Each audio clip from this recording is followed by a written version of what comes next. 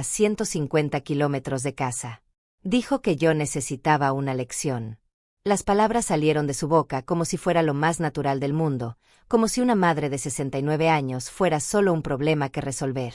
La tormenta había comenzado minutos antes, cuando Paulo detuvo el auto en esa carretera desolada.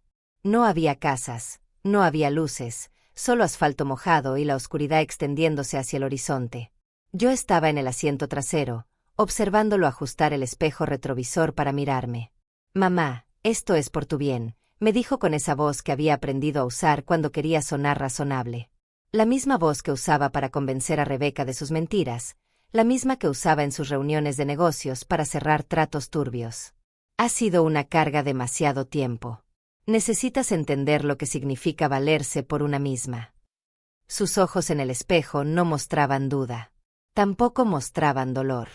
Solo una frialdad calculada que me recordó a su padre en los peores momentos de nuestro matrimonio. La diferencia era que su padre jamás me habría abandonado en medio de la nada. Rebeca, sentada en el asiento del copiloto, no se volteó ni una sola vez. Sus hombros tensos me decían todo lo que necesitaba saber. Ella había estado de acuerdo con esto desde el principio. Tal vez incluso había sido su idea. Su cabello rubio teñido brillaba bajo la luz interior del auto, perfectamente peinado incluso a esa hora de la noche.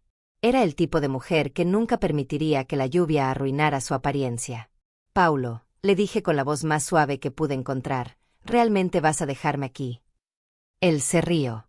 No fue una risa cruel, sino algo peor, una risa genuina, como si mi pregunta fuera absurda. Como si la idea de que una madre pudiera esperar compasión de su propio hijo fuera ridícula. «Mamá, tienes 70 años. Ya es hora de que crezcas». 69. Quise corregirlo, pero ya no importaba. Los números nunca le habían importado cuando se trataba de mi edad, mi dinero, o mis sentimientos. Para él, yo había dejado de ser una persona real hacía mucho tiempo. Era solo un obstáculo entre él y lo que consideraba suyo por derecho. La lluvia golpeaba el techo del auto con fuerza creciente. A lo lejos, un relámpago iluminó brevemente el paisaje vacío. No había refugio visible, no había teléfonos públicos, no había esperanza aparente. Solo una anciana con un vestido que se mojaría en segundos y zapatos que no estaban hechos para caminar sobre tierra húmeda. Paulo abrió su puerta y caminó hacia la mía. Durante un momento absurdo, pensé que había cambiado de opinión. Que el sonido de la lluvia lo había hecho recapacitar sobre lo que estaba a punto de hacer. Que tal vez, en algún lugar profundo de su corazón, quedaba algo del niño que una vez me había dicho que me amaba más que a nadie en el mundo. En lugar de eso, abrió mi puerta de par en par. «Sal», me ordenó, como si le estuviera hablando a un animal desobediente. El agua fría me golpeó la cara inmediatamente. Mis zapatos tocaron el asfalto empapado y sentí como la humedad comenzaba a filtrarse a través de la suela. Paulo cerró la puerta detrás de mí con un sonido seco que se perdió entre el ruido de la tormenta. Caminó de regreso a su lugar sin mirarme. Rebeca seguía sin voltearse, pero pude ver su reflejo en la ventana lateral. Sonreía. Una sonrisa pequeña y satisfecha, como si acabara de ganar una apuesta. El motor se encendió. El sonido me atravesó como una confirmación final de que esto realmente estaba sucediendo. Mi propio hijo me estaba abandonando en medio de una tormenta, en una carretera desierta, sin importarle si vivía o moría. Me quedé allí, observando las luces traseras del auto alejarse por la carretera oscura. No grité su nombre. No corrí detrás del vehículo. No supliqué. Solo observé hasta que las luces rojas desaparecieron completamente, tragadas por la distancia y la lluvia. El silencio que siguió era diferente al silencio de mi casa vacía. Era más profundo, más completo. Era el silencio de estar verdaderamente sola en el mundo, con solo el sonido de la lluvia como compañía. Era el silencio de una madre que acababa de descubrir que había criado a un monstruo. El viento comenzó a soplar más fuerte, llevándose las últimas esperanzas de que esto fuera solo una pesadilla de la que pronto despertaría. Mi vestido se pegaba a mi cuerpo, el cabello gris se me adhería al rostro. En cualquier otra circunstancia, habría sido una imagen patética, una anciana empapada, abandonada, completamente indefensa. Pero había algo que Paulo no sabía sobre su madre. Algo que había mantenido en secreto durante meses, esperando exactamente un momento como este. Algo que cambiaría para siempre la dinámica entre nosotros. Saqué mi teléfono del bolso. La pantalla se iluminó mostrando varios mensajes sin leer. Uno de ellos era particularmente importante, enviado apenas 20 minutos antes. Señora Rodríguez, decía el mensaje, estoy en posición. El objetivo ha sido confirmado. Confirme cuando necesite asistencia inmediata. Miré hacia la carretera vacía donde las luces de Paulo habían desaparecido y sonreí por primera vez en toda la noche. Una sonrisa que él debería haber visto. Una sonrisa que le habría helado la sangre si hubiera sabido lo que significaba. Escribí una respuesta simple: proceda según lo planeado. Era hora de que Paulo aprendiera quien realmente necesitaba una lección. Y esta vez, la clase sería impartida por un profesor mucho más experimentado que él. La lluvia se volvió más intensa después de que Paulo se marchó. Cada gota que golpeaba mi rostro parecía recordarme la crueldad de lo que acababa de suceder. Mi propio hijo, la persona a quien había dado la vida, me había dejado aquí como si fuera basura que necesitaba ser desechada. Me quedé parada en el mismo lugar durante varios minutos, sintiendo como el agua empapaba completamente mi ropa. El vestido beige que había elegido con tanto cuidado esa mañana ahora se pegaba a mi cuerpo como una segunda piel fría. Mis zapatos de cuero, los únicos buenos que me quedaban, hacían ruidos húmedos cada vez que movía los pies sobre el asfalto. La carretera se extendía en ambas direcciones, sin mostrar señales de vida. No había luces de casas en la distancia, no había el zumbido familiar del tráfico nocturno. Solo el sonido implacable de la lluvia y el viento que comenzaba a aullar entre los árboles dispersos que bordeaban el camino. Recordé las palabras exactas que Paulo había usado antes de abandonarme. Necesitas aprender a no ser una carga, había dicho, mirándome a través del espejo retrovisor como si estuviera hablando con un extraño molesto. Rebeca y yo hemos decidido que ya es suficiente. Has vivido de nosotros demasiado tiempo. La ironía era tan amarga que casi me hizo reír. Vivir de ellos. Como si los $50,000 que había contribuido para el enganche de su casa no existieran. Como si los préstamos que había hecho para su negocio, que nunca me devolvió, fueran solo mi imaginación.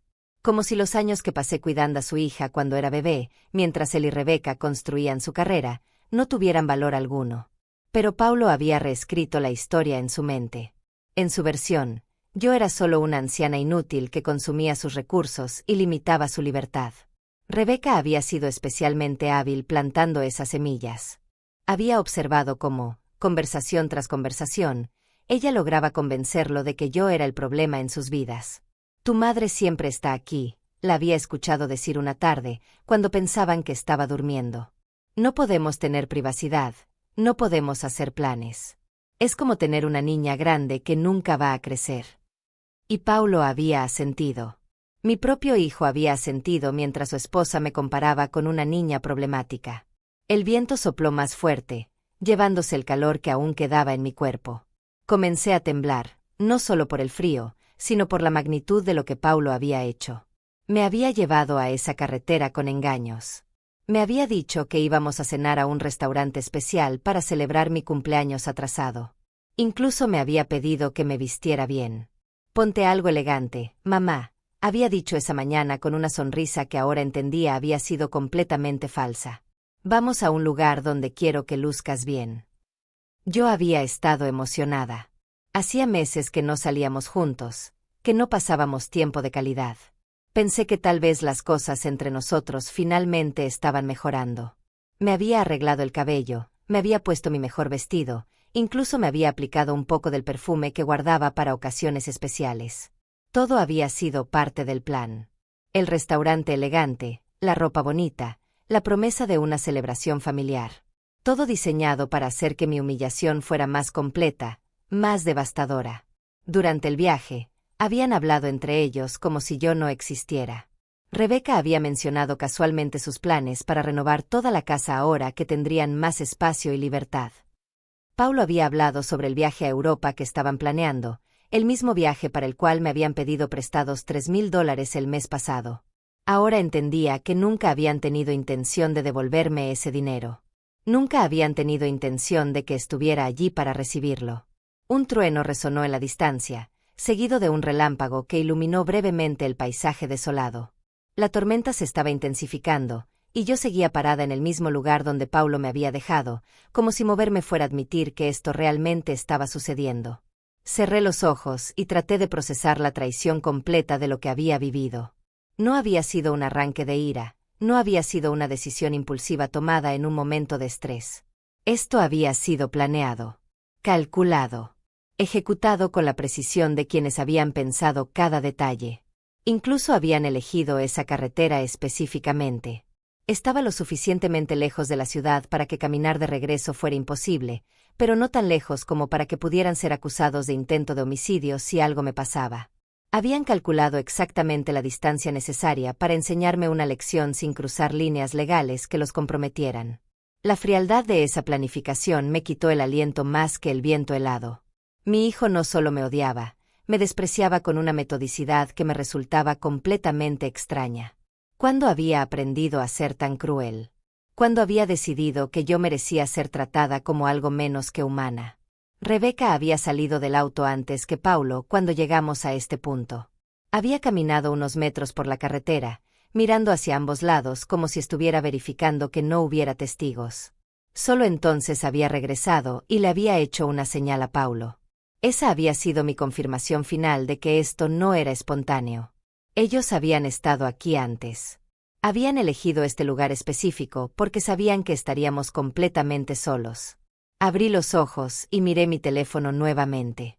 La pantalla mostraba que eran las 9:43 de la noche. Paulo y Rebeca probablemente ya estaban de regreso en casa, secándose el cabello y cambiándose la ropa húmeda. Tal vez incluso estaban brindando por su éxito. Pero había algo que no sabían. Algo que cambiaría completamente su sensación de victoria. Escribí un mensaje simple. Confirmado. Proceda con la fase 2. La respuesta llegó casi inmediatamente. Entendido, señora Rodríguez. Tiempo estimado de llegada: 8 minutos. Guardé el teléfono y miré hacia la oscuridad de la carretera. Paulo pensaba que me había dado la lección más humillante de mi vida. No sabía que la clase apenas estaba comenzando. Los faros aparecieron en la distancia exactamente 8 minutos después de mi último mensaje. 2 luces brillantes atravesando la cortina de lluvia, acercándose con la precisión de quien conoce perfectamente su destino. El auto era negro, elegante, con las líneas limpias de un vehículo que costaba más dinero del que Paulo había visto junto en toda su vida. Me quedé inmóvil, observando cómo se acercaba. No había prisa en mis movimientos, no había desesperación. Solo la calma de alguien que había estado esperando exactamente este momento durante mucho más tiempo del que mi hijo podría imaginar. El vehículo se detuvo suavemente frente a mí. El motor siguió funcionando, un ronroneo grave y elegante que contrastaba completamente con el ruido barato del auto en el que Paulo me había traído hasta aquí. Las ventanas estaban polarizadas, pero pude ver cuando la del conductor comenzó a descender lentamente. Daniel apareció detrás del vidrio. Su rostro serio, profesional, mostraba exactamente la expresión que esperaba ver. No había sorpresa en sus ojos, no había preguntas sobre por qué me encontraba empapada en medio de una carretera desierta. Solo la mirada concentrada de un hombre que había estado haciendo su trabajo durante los últimos 6 meses. Señora Rodríguez, dijo con su voz grave y controlada. ¿Se encuentra bien? Perfectamente, Daniel, respondí, y era cierto. A pesar de estar empapada, a pesar del frío que me calaba hasta los huesos, me sentía más en control de lo que había estado en años. Está todo listo. Todo según sus instrucciones. El equipo está en posición, los documentos han sido presentados, y tenemos confirmación de que el objetivo ha regresado a su domicilio. Daniel salió del auto y abrió una sombrilla negra que me cubrió inmediatamente de la lluvia. Con su otra mano, abrió la puerta trasera del vehículo. El interior era cálido, lujoso, con asientos de cuero que olían a dinero real y poder verdadero. Permítame, dijo, ofreciéndome su brazo para ayudarme a subir. Mientras me acomodaba en el asiento trasero, Daniel regresó al conductor y me tendió una toalla suave y una manta de cachemira. También había una botella de agua y lo que parecía ser una taza de té caliente en un termo elegante. ¿Cuánto tiempo ha estado siguiéndonos?, pregunté mientras me secaba el cabello. Desde que salieron de la casa, señora. Mantuve una distancia prudente, como acordamos. El señor Paulo nunca sospechó que había otro vehículo en la carretera. La ironía era deliciosa. Mientras Paulo creía que me estaba dando la sorpresa más cruel de mi vida, él mismo estaba siendo observado por alguien que reportaba cada uno de sus movimientos. Cada palabra que había dicho en el auto, cada gesto despectivo, cada momento de crueldad calculada había sido documentado. ¿Las grabaciones están seguras?, pregunté. Completamente. Audio y video de alta calidad, comenzando desde el momento en que subieron al auto hasta cuando la abandonaron aquí. También tenemos registros de GPS que confirman la ubicación exacta y la hora precisa de cada evento. Daniel comenzó a conducir, alejándonos de esa carretera maldita. A través de las ventanas, podía ver cómo el paisaje desolado se transformaba gradualmente en algo más civilizado. Luces de casas aparecían en la distancia, señales de que el mundo normal seguía existiendo más allá de la pesadilla que Paulo había creado. Cuénteme sobre la reacción de Paulo cuando llegue a casa, le dije. Según nuestras fuentes, él y la señora Rebeca llegaron hace aproximadamente 15 minutos. Nuestro contacto confirma que estaban celebrando. Abrieron una botella de champán y brindaron por lo que el señor Paulo llamó, finalmente librarse del problema, punto. Las palabras me atravesaron como hielo, pero no con dolor. Con una furia fría y calculada que había estado creciendo en mi interior durante meses. Paulo no solo me había abandonado, estaba celebrando haberlo hecho. En su mente, acababa de resolver el mayor obstáculo en su vida. Y los documentos legales. Presentados esta tarde, como usted ordenó. El embargo preventivo sobre todas las propiedades registradas a nombre del señor Paulo Rodríguez está ahora en efecto. Sus cuentas bancarias han sido congeladas pending la investigación por fraude financiero y abuso de anciano. Los cargos formales serán presentados mañana por la mañana. Cada palabra que Daniel pronunciaba era como una pieza de un rompecabezas que finalmente encajaba en su lugar. Durante meses, había estado construyendo este momento. Cada documento que Paulo me había hecho firmar, cada transacción financiera sospechosa, cada momento de abuso emocional había sido cuidadosamente registrado y preservado. ¿Rebeca sabe algo sobre los documentos? Nada. Pero tenemos evidencia de que ella ha estado transfiriendo dinero de las cuentas conjuntas a cuentas offshore bajo nombres ficticios.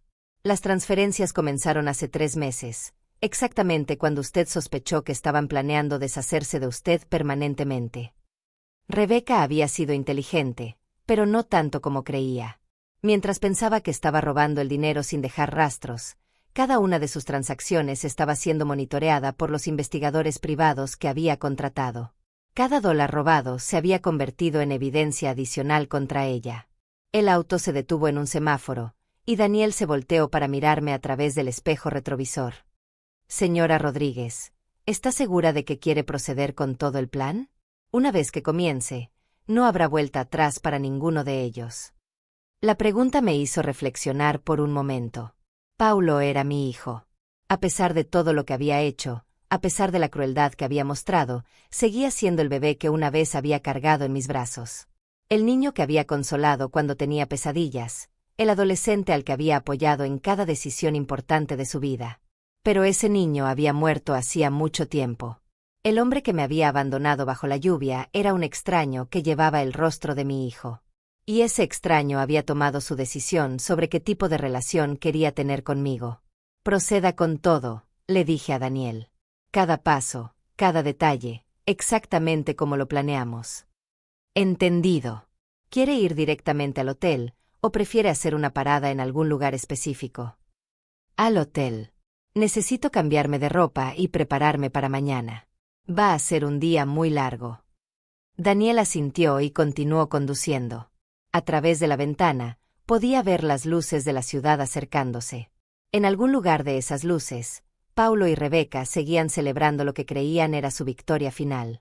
Probablemente ya estaban haciendo planes para vender mi casa, liquidar mis pocas posesiones, dividirse el dinero que pensaban que les pertenecía.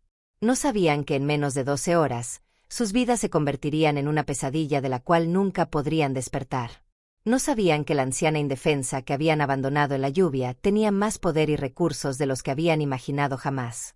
No sabían que habían estado jugando con alguien que conocía las reglas del juego mucho mejor que ellos.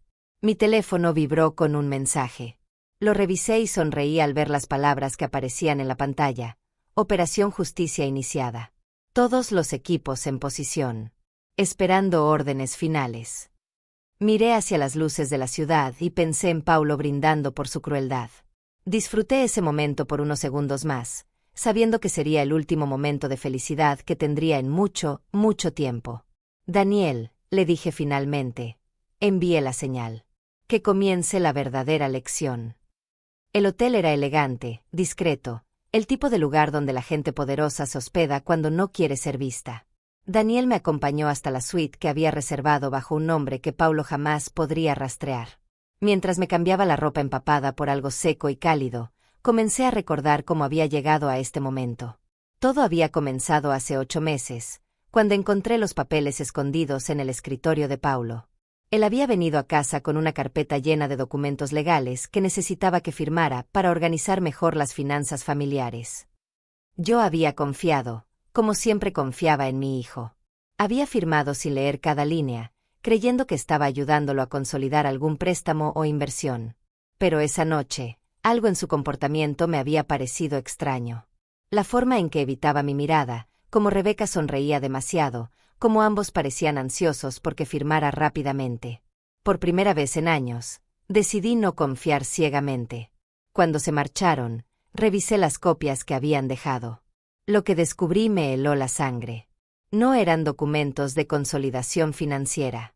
Eran transferencias de propiedad. Poderes legales que le daban a Paulo control total sobre mis cuentas bancarias, mi casa, mis inversiones. En esencia, había firmado mi propia sentencia de muerte financiera. Pero había algo más.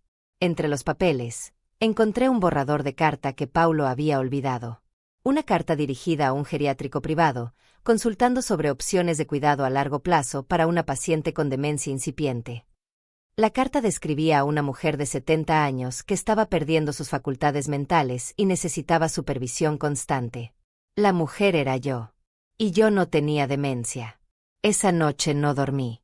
Me quedé despierta leyendo cada documento, entendiendo lentamente el alcance de lo que Paulo y Rebeca habían planeado. No solo querían mi dinero, querían eliminarme completamente de sus vidas. El plan era declararme mentalmente incompetente, tomar control de todos mis bienes, y después encerrarme en un geriátrico donde pudiera ser olvidada convenientemente. La carta mencionaba un costo de $4,000 mensuales por el cuidado. Mis propios ahorros serían usados para pagar mi prisión. A la mañana siguiente, actué como si nada hubiera pasado. Preparé el desayuno para Paulo como siempre hacía, le pregunté sobre sus planes del día, sonreí cuando Rebeca llegó y comenzó a quejarse sobre el tráfico. Pero por dentro, estaba calculando cada movimiento que haría a partir de ese momento. El primer paso fue contratar a Daniel. No fue fácil encontrar a alguien con su experiencia. Daniel había trabajado para familias adineradas durante 15 años, protegiendo a ancianos ricos de familiares codiciosos. Su especialidad era la documentación legal de abuso financiero y emocional. Señora Rodríguez, me había dicho durante nuestra primera reunión en un café discreto, lo que me está describiendo es más común de lo que la gente imagina. Cada año, miles de ancianos son defraudados por sus propios hijos. La diferencia en su caso es que usted se dio cuenta a tiempo. Daniel me explicó que necesitaríamos evidencia irrefutable. No bastaba con saber que Paulo estaba planeando robarme, necesitábamos pruebas que resistieran cualquier desafío legal. Durante los siguientes meses, instalamos cámaras ocultas en mi casa. Cada conversación que Paulo y Rebeca tenían sobre sus planes para deshacerse de mí fue grabada. Cada llamada telefónica donde discutían cómo manejar el problema de la vieja fue documentada. Cada momento donde Paulo revisaba mis estados financieros, sin mi conocimiento, fue registrado. Las grabaciones revelaron la verdadera extensión de su crueldad. No era solo que quisieran mi dinero, genuinamente me despreciaban. Rebeca se refería a mí como la sanguijuela cuando pensaba que no podía escucharla. Paulo había llegado al punto de calcular cuánto dinero ahorrarían en comida y servicios públicos una vez que me sacaran de la casa. Vamos a ahorrar al menos $800 al mes solo en comida, lo había escuchado decir una tarde. Y la casa va a valer $25,000 más sin una anciana viviendo adentro cuando la vendamos. Pero la conversación que más me dolió fue la que tuvieron una noche, cuando pensaban que estaba durmiendo. Rebeca había estado presionando a Paulo para acelerar sus planes. Tu madre está sana, había dicho Rebeca. Puede vivir otros 10 años fácilmente. ¿Realmente quieres esperar tanto tiempo para comenzar tu verdadera vida? Por supuesto que no, había respondido Paulo. Pero necesitamos ser inteligentes. Si actuamos demasiado rápido, la gente va a sospechar. Entonces encontremos una forma de acelerar el proceso. Un accidente, una enfermedad repentina, algo que haga que nadie haga preguntas. Esas palabras me confirmaron que no estaban planeando solo robarme. Estaban considerando opciones mucho más permanentes. Fue entonces cuando Daniel sugirió que también contratáramos a un investigador financiero. Lo que descubrieron fue aún peor de lo que había imaginado. Paulo había estado robándome durante más de 2 años. Pequeñas cantidades al principio, después sumas más grandes. Había usado mi información personal para abrir cuentas de crédito a mi nombre, había falsificado mi firma en documentos bancarios, había vendido algunas de mis acciones sin mi conocimiento. En total, había robado casi $120,000. El dinero había sido usado para financiar el estilo de vida que él y Rebeca querían proyectar. El auto nuevo que habían comprado, las vacaciones a Cancún que habían tomado el año pasado, la renovación de su cocina que había costado $30,000. Todo había sido pagado con dinero robado de mis cuentas. Pero la evidencia más damaging vino de las comunicaciones entre Paulo y Rebeca. Habían estado planificando mi abandono durante meses. La carretera donde me dejaron había sido elegida específicamente después de múltiples reconocimientos. Habían visitado el lugar 3 veces, calculando exactamente qué tan lejos estaría de cualquier ayuda, pero no tan lejos como para que mi muerte fuera inevitable. Necesita ser lo suficientemente horrible para que entienda el mensaje, había escrito Rebeca en un mensaje de texto a Paulo, pero no tanto como para que podamos ser acusados de algo serio. Paulo había respondido: perfecto. Una noche bajo la lluvia le va a enseñar exactamente cuál es su lugar en nuestras vidas. Habían planeado regresar por mí la mañana siguiente, después de que hubiera pasado toda la noche expuesta a los elementos. La idea era que estaría tan traumatizada y agradecida de ser rescatada que aceptaría cualquier condición que me impusieran. No sabían que yo había estado 3 pasos adelante durante todo el tiempo. Daniel había coordinado con las autoridades locales, preparando todos los documentos necesarios para presentar cargos por fraude, abuso de anciano y conspiración. Cada dólar robado había sido rastreado, cada documento falsificado había sido analizado por expertos en grafología. Mientras me secaba el cabello en el espejo del hotel, recibí un mensaje que confirmaba que la primera fase del plan había sido ejecutada. Paulo acababa de descubrir que no podía acceder a ninguna de sus cuentas bancarias. En ese momento, probablemente estaba llamando al banco, gritando que había algún error en el sistema. No sabía que era solo el comienzo. Mañana temprano, cuando pensara que estaba despertando a otro día normal, iba a descubrir exactamente qué tipo de lección su madre había preparado para él. Y a diferencia de la lección que él había tratado de enseñarme, la mía iba a durar mucho más que una noche. Paulo despertó esa mañana convencido de que había ganado la guerra más importante de su vida. Desde mi suite en el hotel, Daniel me informaba en tiempo real sobre cada uno de sus movimientos a través de los contactos que habíamos establecido en su vecindario. «Está preparando café», me reportó Daniel a las 7 de la mañana. Rebeca sigue durmiendo. Parece completamente relajado, silbando incluso. Nuestro contacto confirma que anoche estuvieron celebrando hasta muy tarde. La ironía era perfecta.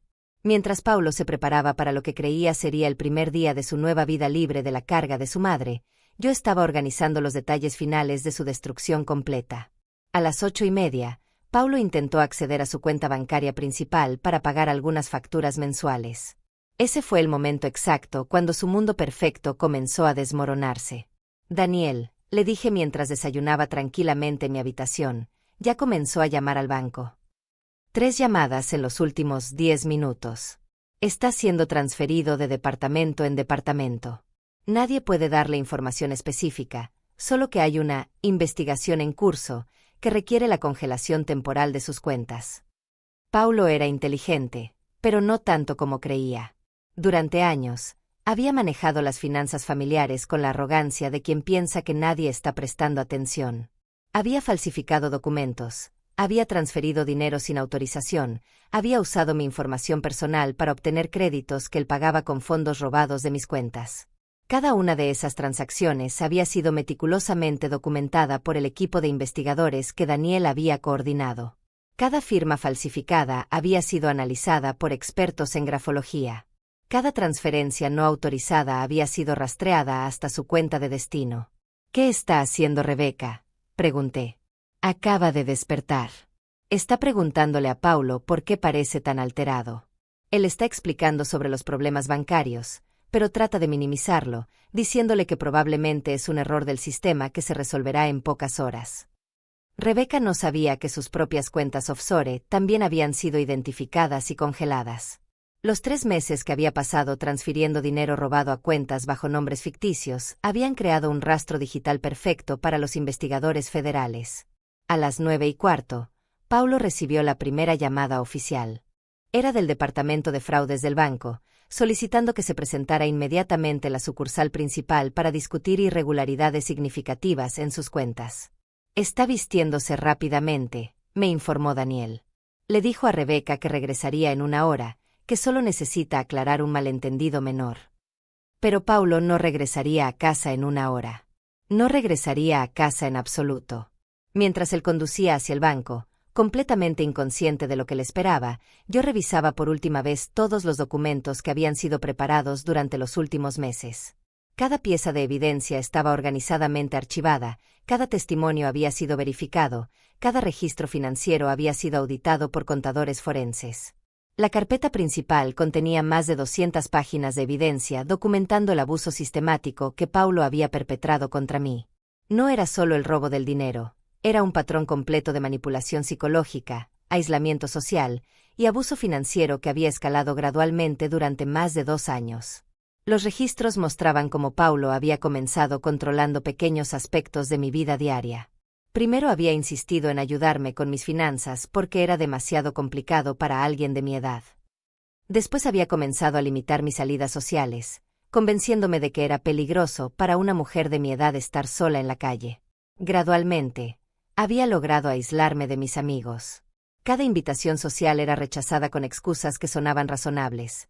Mamá, hace mucho frío para que salgas, o ese barrio no es seguro de noche, o no crees que es mejor quedarte en casa y descansar. Rebeca había sido especialmente hábil en esta campaña de aislamiento. Se había presentado como la nuera preocupada que solo quería lo mejor para su suegra. Alma, me decía con esa voz dulce que ahora reconocía como completamente falsa, Paulo y yo estamos preocupados por ti. Has estado más olvidadiza últimamente. Tal vez es mejor que no manejes más. Poco a poco, habían logrado convencerme de que era más frágil de lo que realmente era. Habían creado una realidad donde yo necesitaba su permiso para todo, donde cada decisión importante pasaba por ellos primero. El aislamiento social había hecho que fuera más fácil para Paulo tomar control de mis finanzas. Para simplificar las cosas, había sugerido, ¿por qué no hacemos que todas tus cuentas requieran mi firma también? Así puedo ayudarte si hay algún problema. Yo había accedido, creyendo que estaba siendo práctica. No sabía que estaba firmando mi propia sentencia de muerte financiera. A las 10 de la mañana, Paulo llegó al banco. Daniel tenía un contacto dentro que nos mantenía informadas sobre cada detalle de lo que estaba sucediendo. Está en la oficina del gerente, me reportó Daniel. Le están mostrando registros de todas las transacciones irregulares. Está tratando de explicarlas como malentendidos, pero su historia no es consistente. Paulo había sido inteligente al robar, pero no había sido inteligente al ocultar el robo. Cada transferencia no autorizada había dejado registros digitales. Cada firma falsificada podía ser comparada con ejemplos de mi escritura real. Cada documento fraudulento tenía fechas y horarios que podían ser verificados. Más importante aún, teníamos grabaciones de Paulo admitiendo sus crímenes. En una conversación particularmente damaging con Rebeca, había detallado exactamente cómo había falsificado mi firma en documentos bancarios. Es fácil, lo habíamos escuchado decir. Su letra es simple, y siempre firma igual. Nadie en el banco la conoce lo suficientemente bien como para notar la diferencia. Esa grabación sola era suficiente para sostener múltiples cargos criminales. A las 11, Paulo salió del banco acompañado por 2 oficiales de policía. No estaba arrestado todavía, pero había sido citado para presentarse en la estación de policía para ser interrogado formalmente sobre los cargos de fraude y abuso de anciano. «Está llamando a Rebecca», me informó Daniel. «Parece desesperado. Le está diciendo que hay un problema serio, que necesita conseguir un abogado inmediatamente». Pero Rebecca tenía sus propios problemas. A esa misma hora, investigadores federales estaban ejecutando una orden de registro en su oficina, confiscando todos los documentos relacionados con las transferencias offshore que había estado haciendo. Paulo no sabía que las cuentas secretas de Rebecca habían sido descubiertas. No sabía que ella había estado planeando abandonarlo una vez que tuvieran suficiente dinero robado para comenzar una nueva vida en otro país. En una de las grabaciones más reveladoras, habíamos documentado una conversación donde Rebecca le había dicho a una amiga: «Una vez que tengamos suficiente dinero de la vieja, voy a dejar a Paulo y mudarme a Costa Rica. Él es útil por ahora, pero no voy a estar casada con un idiota para siempre».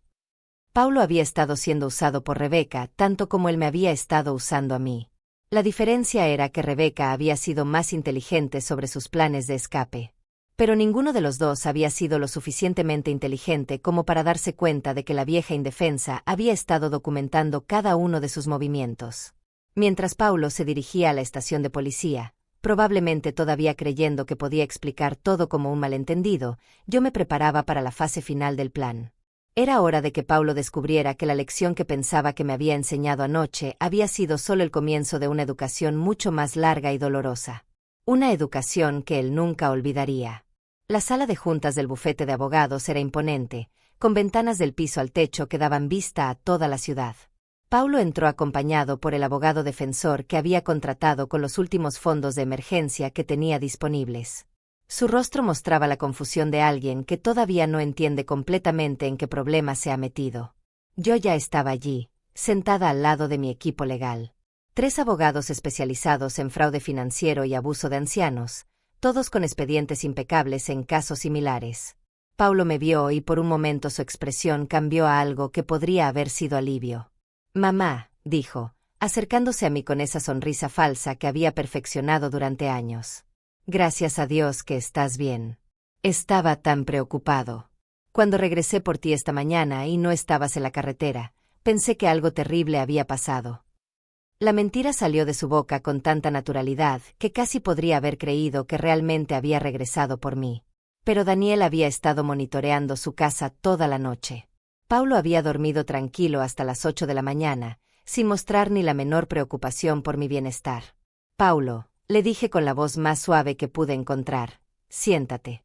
Tenemos mucho de qué hablar». Mi abogado principal, el doctor Roberto Mesa, abrió la primera carpeta.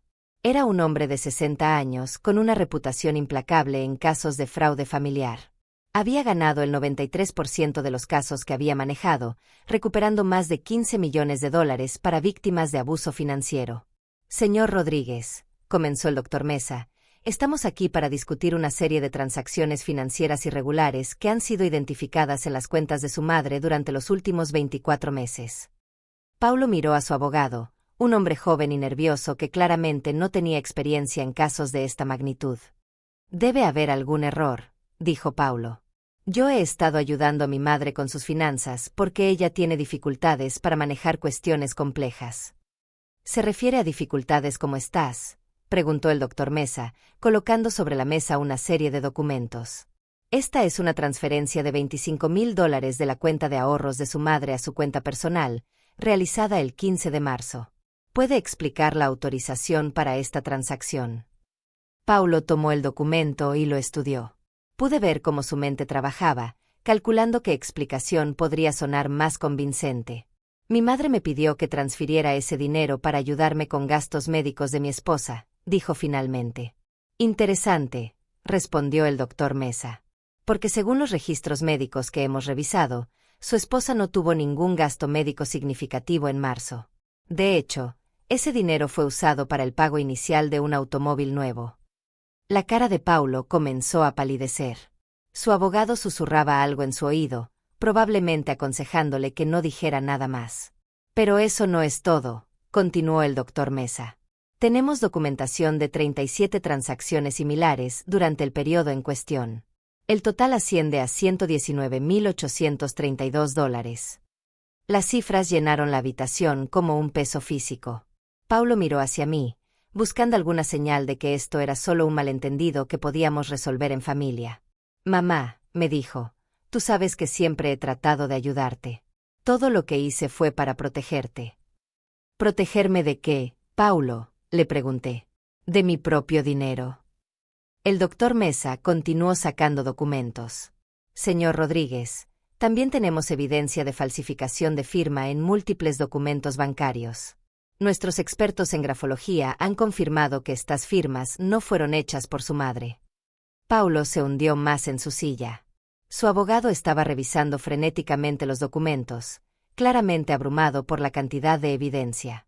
Además, agregó el doctor Mesa, tenemos registros de audio que documentan conversaciones donde usted admite haber falsificado la firma de su madre. En ese momento, el doctor Mesa activó un dispositivo de audio. La voz de Paulo llenó la habitación, clara e inconfundible. Es fácil. Su letra es simple, y siempre firma igual. Nadie en el banco la conoce lo suficientemente bien como para notar la diferencia. Paulo se quedó paralizado. El color desapareció completamente de su rostro mientras escuchaba su propia voz admitiendo el crimen. Esa grabación es ilegal, logró decir su abogado. No puede ser usada como evidencia. Fue grabada en la residencia de la señora Rodríguez, respondió calmadamente el doctor Mesa.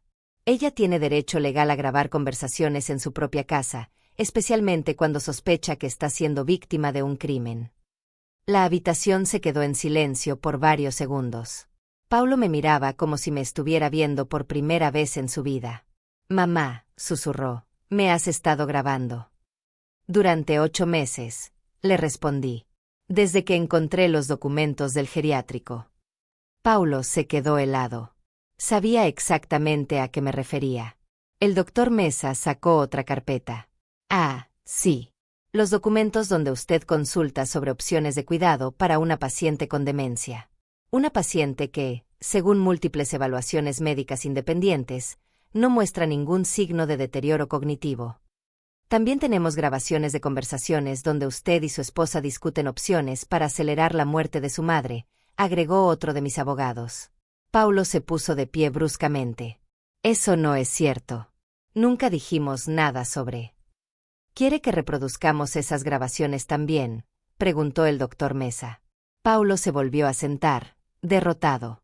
Su abogado le susurraba urgentemente al oído, probablemente aconsejándole que no dijera ni una palabra más.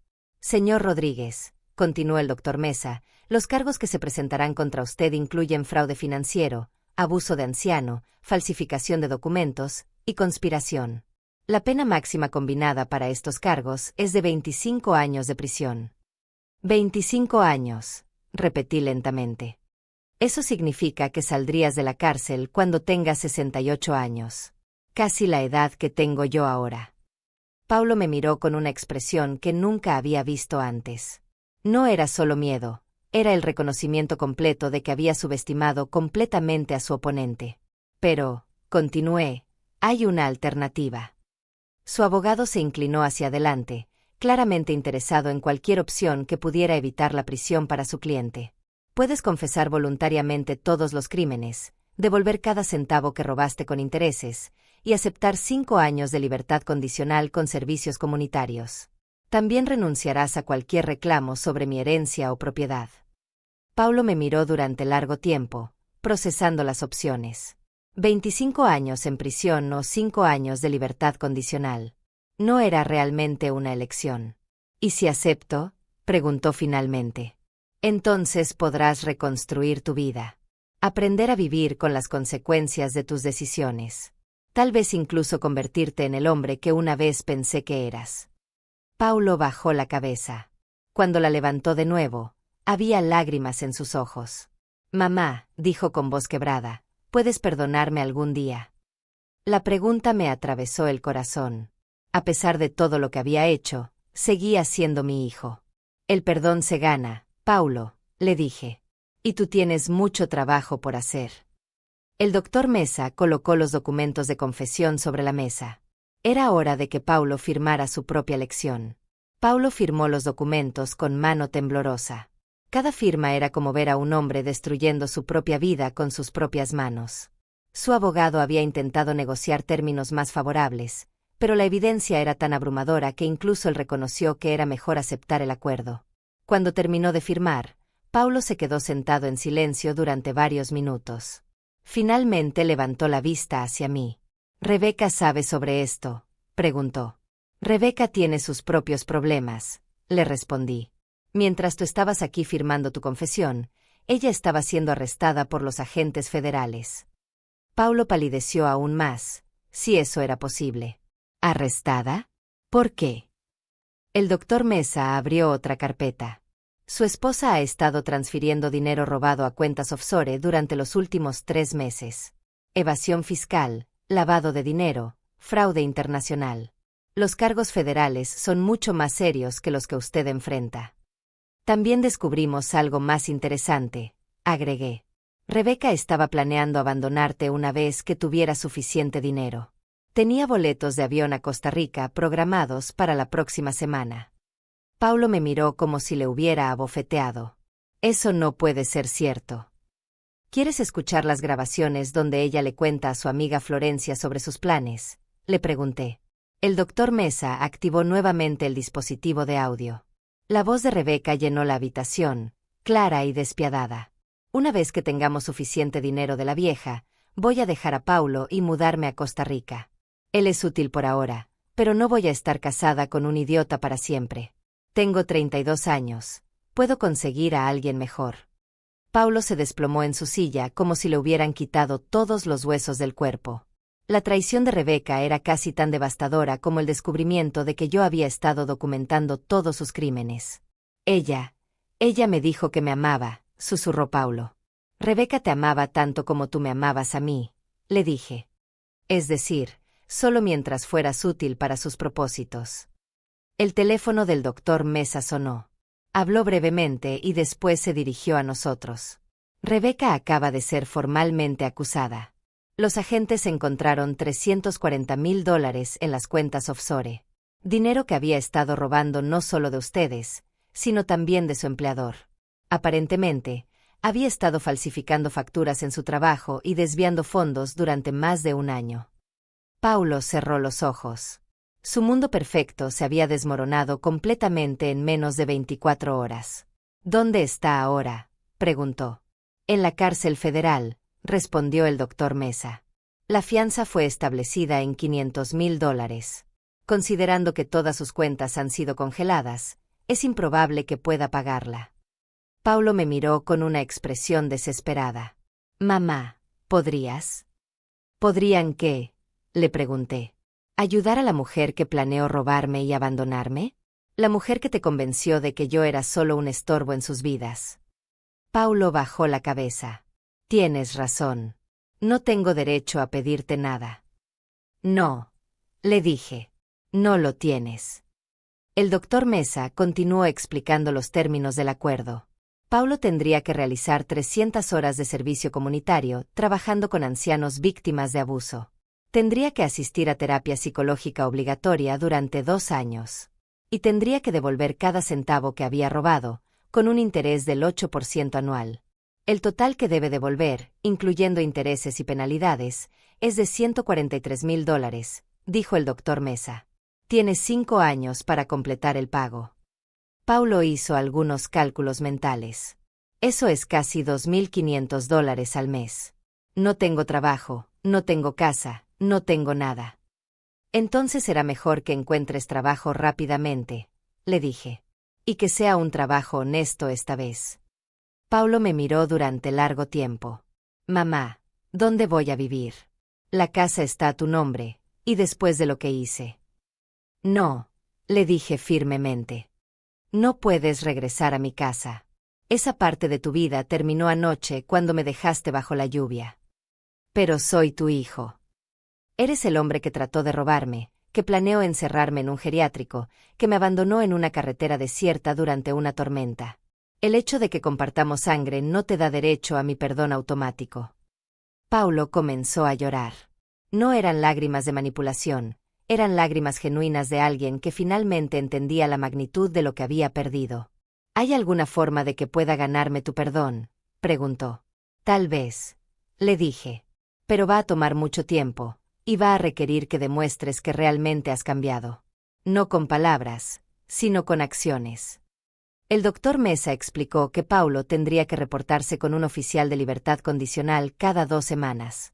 Cualquier violación de los términos del acuerdo resultaría en el procesamiento completo de todos los cargos originales. También, agregó, como parte del acuerdo, usted no puede contactar a su madre a menos que ella inicie el contacto. Eso incluye llamadas telefónicas, mensajes de texto, correos electrónicos, o aparecer en su casa o lugar de trabajo. Paulo asintió, entendiendo que su relación conmigo estaba completamente en mis términos ahora. ¿Qué va a pasar con Rebeca?, preguntó nuevamente. Rebeca va a enfrentar juicio federal, respondió el doctor Mesa. Con la cantidad de evidencia que tenemos, es probable que reciba entre 10 y 15 años de prisión. Los crímenes financieros federales no tienen las mismas opciones de negociación que los cargos estatales que usted enfrentaba.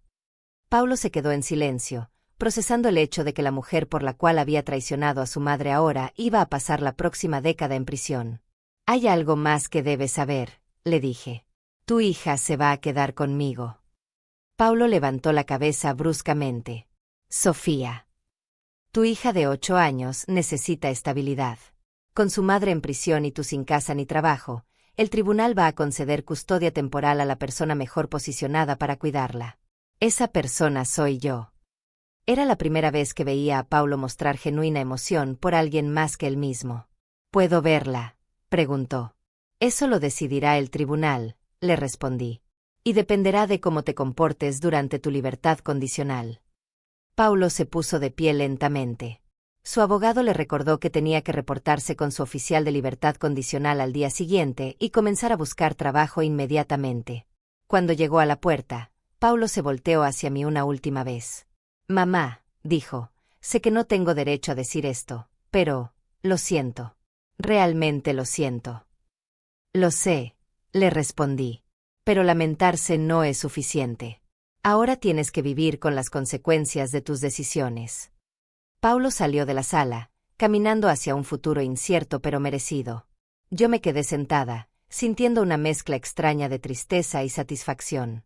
La justicia había sido servida, pero el precio había sido la destrucción completa de mi familia. Pero tal vez, solo tal vez, de esas cenizas podría crecer algo mejor. 6 meses después de esa reunión en el bufete de abogados, mi vida había cambiado de maneras que nunca habría imaginado. La casa que una vez había sentido demasiado vacía ahora estaba llena de vida nuevamente, pero de una forma completamente diferente. Sofía, mi nieta de 8 años, se había mudado conmigo después de que el tribunal confirmara la custodia temporal. La niña había estado viviendo en un limbo emocional terrible, sin entender por qué su padre ya no vivía en casa y por qué su madre había desaparecido repentinamente de su vida. Abuela Alma, me había preguntado durante su primera semana conmigo, ¿papá está enojado conmigo? Por eso no puedo verlo. Explicarle la situación a una niña de 8 años había sido una de las conversaciones más difíciles de mi vida. ¿Cómo le dices a una niña que su padre había tratado de robar y abandonar a su abuela? ¿Cómo le explicas que su madre está en la cárcel por crímenes financieros? Tu papá cometió algunos errores muy grandes, le había dicho, eligiendo mis palabras cuidadosamente. Ahora tiene que aprender de esos errores y convertirse en una mejor persona. Mientras tanto, tú te vas a quedar conmigo, y yo voy a cuidarte con todo el amor que tengo. Sofía había asimilado la información con la resiliencia que solo los niños poseen. Después de unas semanas de adaptación, había comenzado a florecer en su nueva rutina. La llevaba a la escuela cada mañana, la ayudaba con las tareas por las tardes, y por las noches leíamos juntas antes de dormir. Era extraño cómo cuidar a mi nieta había sanado heridas que ni siquiera sabía que tenía. Durante años, Paulo y Rebeca me habían hecho sentir como si fuera una carga, como si mi presencia en sus vidas fuera solo un obstáculo. Pero con Sofía, sentía que tenía propósito nuevamente. Abuela, me había dicho una tarde mientras hacía su tarea de matemáticas, me gusta vivir contigo. Eres más divertida que mamá. Esas palabras habían sido tanto dulces como devastadoras. Dulces porque confirmaban que estaba haciendo bien mi trabajo como guardiana temporal. Devastadoras porque me recordaban todo lo que Paulo había perdido por su codicia y estupidez. Paulo había cumplido religiosamente con los términos de su libertad condicional. Había encontrado trabajo en una fábrica, ganando $12 por hora en turnos de 10 horas. No era mucho dinero, pero era trabajo honesto. Cada mes, me enviaba un cheque por $2.500 para cubrir la deuda que tenía conmigo. Su oficial de libertad condicional me reportaba regularmente sobre su progreso. Paulo vivía en un pequeño apartamento de una habitación en un barrio humilde. Había vendido su auto caro y ahora manejaba un vehículo usado de 10 años. Su estilo de vida había cambiado completamente. Su hijo está cumpliendo con todos los requisitos, me había informado el oficial durante una de nuestras conversaciones mensuales. Asiste a terapia religiosamente, completa sus horas de servicio comunitario sin quejas, y no ha tenido ninguna infracción. Honestamente, señora Rodríguez, parece un hombre completamente diferente. Después de 4 meses, Paulo había solicitado permiso para ver a Sofía. El tribunal había requerido que las visitas fueran supervisadas y que yo estuviera presente en todo momento. La primera visita había sido desgarradoramente incómoda. Paulo había llegado a mi casa luciendo delgado y cansado, con ropa limpia pero claramente barata. Sofía había corrido hacia él, pero después se había detenido, como si hubiera olvidado cómo relacionarse con su padre. «Hola, princesa», había dicho Paulo, arrodillándose para quedar a la altura de Sofía. «Te he extrañado mucho». «¿Dónde has estado, papá?», había preguntado Sofía. «¿Por qué no viniste a verme?». Paulo había mirado hacia mí, buscando orientación sobre cómo responder. Habíamos acordado previamente que la honestidad apropiada para su edad era la mejor política. Papá cometió algunos errores, y tuvo que mudarse para aprender a ser mejor persona, había explicado Paulo. Pero nunca dejé de amarte, ni un solo día. Las visitas habían continuado cada 2 semanas. Gradualmente, Sofía y Paulo habían comenzado a reconstruir su relación. Pero era diferente ahora. Paulo ya no era la figura de autoridad dominante que había sido antes. Era más humilde, más paciente, más genuinamente interesado en escuchar lo que su hija tenía que decir. Durante una de las visitas, Sofía le había contado sobre su nueva clase de arte en la escuela. «Estoy pintando un retrato de la familia», había dicho. «Abuela Alma me está enseñando a usar acuarelas». Paulo había sonreído, pero había dolor en sus ojos. «Eso suena maravilloso, princesa. ¿Puedo ver el retrato cuando esté terminado?». «Claro», había respondido Sofía. «Te voy a pintar también, pero vas a estar en una parte diferente del papel porque ahora vives en otro lugar». Esas palabras inocentes habían resumido perfectamente la nueva realidad de nuestra familia. Paulo seguía siendo parte de ella, pero ya no era el centro. Su lugar había cambiado para siempre. Con el dinero que Paulo me había devuelto, y con los fondos que había recuperado de las cuentas que él había vaciado, había tomado una decisión importante. Había establecido una fundación para ayudar a otros ancianos víctimas de abuso financiero familiar. Fundación Justicia para la Tercera Edad había comenzado operaciones 3 meses atrás. Empleábamos a 2 investigadores privados, un abogado especializado y un trabajador social. En 3 meses, habíamos ayudado a 15 familias a recuperar más de $200.000 robados por parientes codiciosos. Mi experiencia con Paulo se había convertido en la base para un programa de prevención que educaba a adultos mayores sobre las señales de advertencia del abuso financiero familiar. Daba charlas en centros comunitarios, iglesias y organizaciones de jubilados. El abuso financiero de ancianos por parte de familiares es más común de lo que la gente imagina, les decía a las audiencias. Pero no tienen que ser víctimas silenciosas. Hay recursos disponibles, hay leyes que los protegen, y hay gente dispuesta a ayudarlos. Cada historia que escuchaba me recordaba mi propia experiencia. Hijos que robaban las pensiones de sus padres. Nietos que convencían a abuelos de firmar documentos que no entendían. Nueras que aislaban a suegras de sus amigos y familiares para poder manipularlas más fácilmente. Pero también escuchaba historias de esperanza. Familias que habían logrado sanar después de confrontar el abuso. Ancianos que habían recuperado no solo su dinero, sino también su dignidad y autonomía. Una tarde, mientras revisaba los casos nuevos que habían llegado a la fundación, recibí una llamada inesperada. Era Paulo. «Mamá», dijo con voz vacilante, sé que no se supone que te llame directamente, pero quería preguntarte algo importante. ¿Qué necesitas, Paulo? He estado yendo a terapia, como requiere mi libertad condicional. Mi terapeuta dice que parte de mi proceso de sanación debería incluir hacer enmiendas genuinas contigo. No solo pagar el dinero, sino reconocer completamente el daño que causé. Me quedé en silencio, procesando sus palabras. No estoy pidiendo perdón, continuó Paulo. Entiendo que eso es algo que tengo que ganar durante mucho tiempo. Pero quería que supieras que finalmente entiendo lo que te hice. No solo el robo del dinero, sino la traición de la confianza. El abandono. La crueldad. Paulo, le dije suavemente, el hecho de que reconozcas eso es un paso importante. También quería que supieras que estoy orgulloso de lo que estás haciendo con la fundación. Leí sobre ella en el periódico local. El artículo mencionaba que ayudaste a una mujer de 75 años a recuperar $40,000 que su hijo había robado.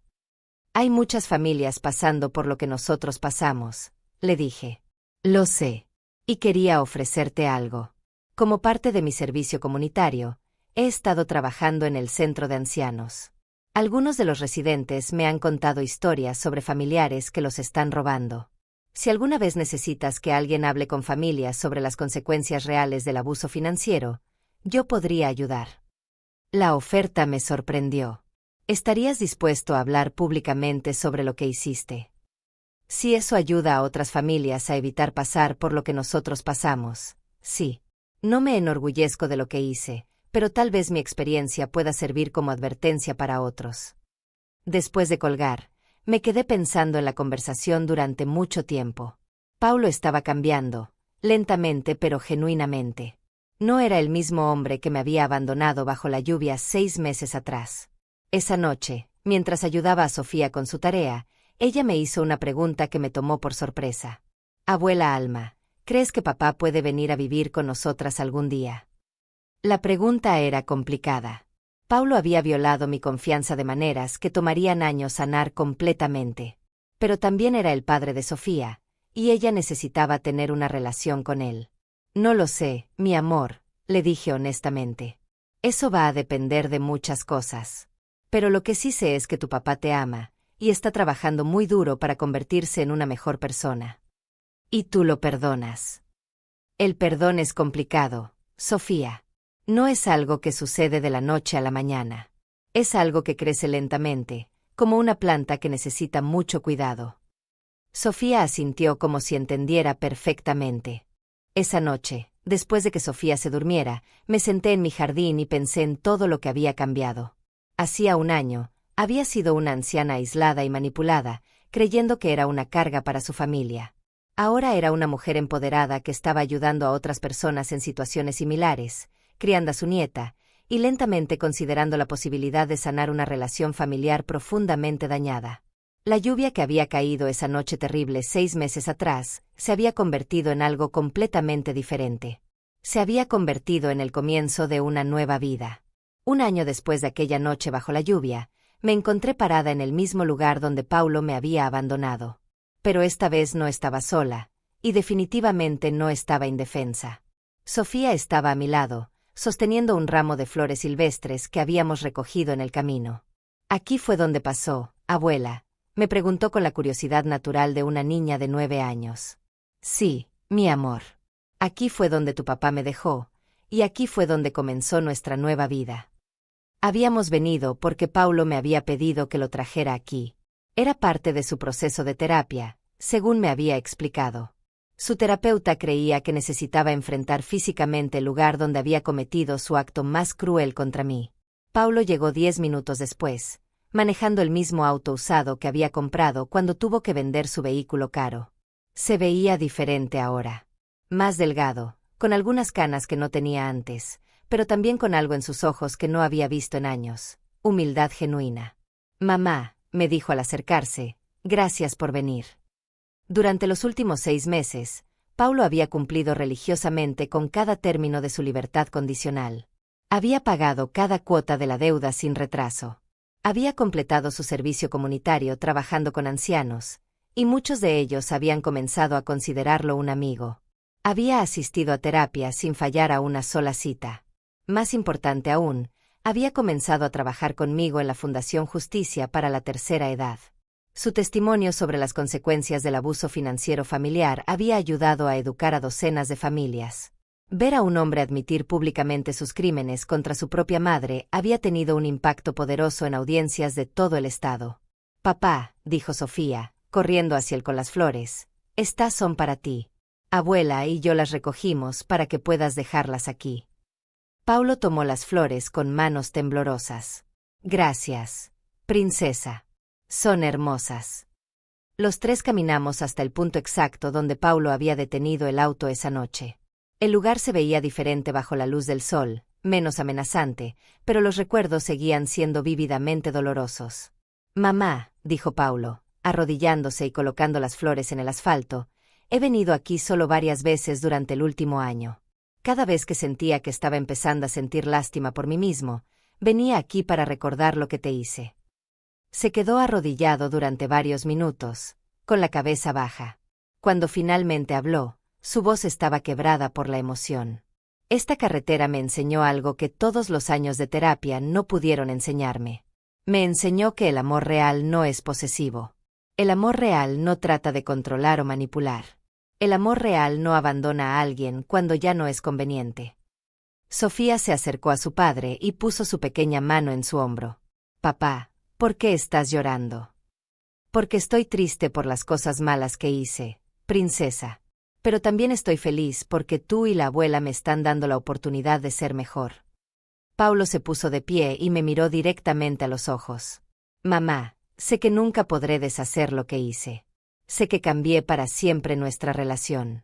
Pero quiero que sepas que cada día trabajo para convertirme en el hijo que merecías desde el principio». Las palabras me conmovieron más de lo que había esperado. Durante meses, había estado construyendo muros emocionales para protegerme de más dolor. Pero viendo a Paulo allí, genuinamente arrepentido y trabajando activamente para reparar el daño que había causado, esos muros comenzaron a agrietarse. «Paulo», le dije, «el perdón no es algo que sucede en un momento. Es algo que se construye día a día, con acciones consistentes y cambio genuino». «Lo entiendo», respondió. «Y estoy dispuesto a trabajar en eso durante el resto de mi vida si es necesario». Rebeca había sido sentenciada a 12 años en prisión federal. Los investigadores habían descubierto que había estado involucrada en múltiples esquemas de fraude, no solo contra nosotros, sino también contra su empleador anterior y varios clientes. Paulo había solicitado el divorcio 6 meses atrás, y Rebeca no había contestado los papeles. «¿Has sabido algo de ella?», le pregunté. Paulo negó con la cabeza. «Me escribió una carta hace 3 meses. Trataba de convencerme de que todo había sido mi culpa, que ella solo había seguido mis instrucciones. Incluso desde la prisión, sigue sin aceptar responsabilidad por sus acciones». Era extraño cómo las crisis revelaban el verdadero carácter de las personas. Paulo había enfrentado las consecuencias de sus acciones y había trabajado activamente para cambiar. Rebeca seguía culpando a otros por sus decisiones. «¿La extrañas?», le preguntó Sofía a su padre. Paulo pensó cuidadosamente antes de responder. «Extraño a la persona que pensé que era. Pero esa persona nunca existió realmente. La Rebeca real era alguien que podía planear lastimar a la abuela y después celebrarlo. No puedo extrañar a alguien así». La honestidad de Paulo con Sofía sobre la situación había sido uno de los aspectos más impresionantes de su transformación. En lugar de llenar la cabeza de su hija con fantasías sobre una reconciliación familiar que nunca ocurriría, le había explicado la realidad de una manera apropiada para su edad. «Abuela Alma», dijo Sofía, «¿podemos ir a almorzar todos juntos? Como una familia». Miré a Paulo, quien claramente quería decir que sí, pero estaba esperando mi aprobación. «Me parece bien», le dije a Sofía. «Pero elige tú el restaurante». Sofía eligió un pequeño café familiar cerca del pueblo. Durante el almuerzo, observé cómo Paulo interactuaba con su hija. Era paciente, atento, genuinamente interesado en su mundo. Le preguntó sobre sus amigos en la escuela, sobre sus clases favoritas, sobre los libros que estaba leyendo. «Papá», le dijo Sofía mientras comía su sándwich, «la abuela me está enseñando a tocar piano. ¿Quieres escucharme tocar cuando vengas a visitarnos?». Me encantaría, respondió Paulo. ¿Has aprendido alguna canción completa? Sí. Puedo tocar Cumpleaños feliz y parte de Estrellita. Punto. Viendo a padre e hija reconectarse de esta manera me llenó de una esperanza cautelosa. Tal vez, con tiempo y trabajo continuo, podríamos reconstruir algo parecido a una familia funcional. Después del almuerzo, Paulo me pidió que habláramos a solas por unos minutos mientras Sofía jugaba en el parque cercano. Mamá, me dijo, he estado pensando mucho sobre el futuro. Mi libertad condicional termina en 18 meses. Para entonces, habré pagado toda la deuda financiera. Pero sé que la deuda emocional va a tomar mucho más tiempo. ¿Qué estás tratando de decirme, Paulo? Quiero preguntarte si alguna vez consideras la posibilidad de que pueda volver a formar parte de la familia de una manera más significativa.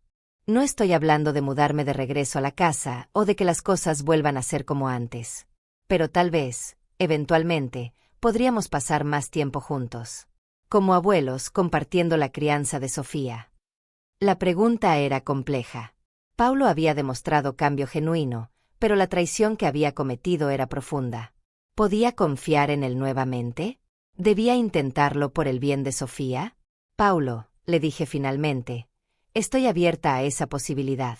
Pero va a depender de que continúes demostrando que el cambio es permanente, no solo una actuación para recuperar lo que perdiste. Entiendo perfectamente, respondió. Y quiero que sepas que incluso si decides que nunca puedes confiar en mí completamente otra vez, voy a respetar esa decisión. Solo estoy agradecido de que me permita ser parte de la vida de Sofía. Esa noche, después de que Paulo se marchara y Sofía se fuera a dormir, me senté en mi jardín y reflexioné sobre todo lo que había cambiado en mi vida. La Fundación Justicia para la Tercera Edad había crecido más allá de mis expectativas iniciales. Habíamos ayudado a más de 50 familias a recuperar dinero robado y a procesar legalmente a familiares abusivos. Habíamos establecido un programa de educación que había llegado a miles de adultos mayores en todo el estado. Más importante aún, había descubierto un propósito en mi vida que iba más allá de ser simplemente madre o abuela. Era una defensora, una educadora, una fuente de esperanza para people que habían pasado por experiencias similares a la mía. Mi teléfono sonó con un mensaje de texto. Era de una mujer llamada Teresa, de 72 años, cuyos hijos habían estado robándole su pensión durante meses. Habíamos comenzado a trabajar en su caso la semana anterior. Señora Alma, decía el mensaje, quería agradecerle por ayudarme a encontrar el valor para enfrentar a mis hijos. Por primera vez en meses, siento que tengo control sobre mi propia vida nuevamente. Mensajes como ese me recordaban por qué todo lo que había pasado con Paulo había valido la pena.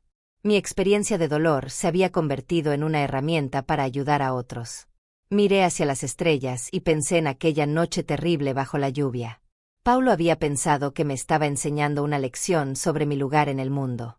Lo que no sabía era que me estaba dando la oportunidad de descubrir una fuerza que nunca supe que tenía. La anciana indefensa que él había abandonado en esa carretera ya no existía. En su lugar había una mujer que había aprendido que el poder real no viene de controlar a otros, sino de controlar tu propia respuesta a las circunstancias. Paulo había tratado de destruirme bajo la lluvia, pero en lugar de eso me había dado la oportunidad de renacer. Y por eso, paradójicamente, le estaba agradecida. Él pensó que me dejaba en la tormenta, pero yo me convertí en el refugio que otros necesitaban.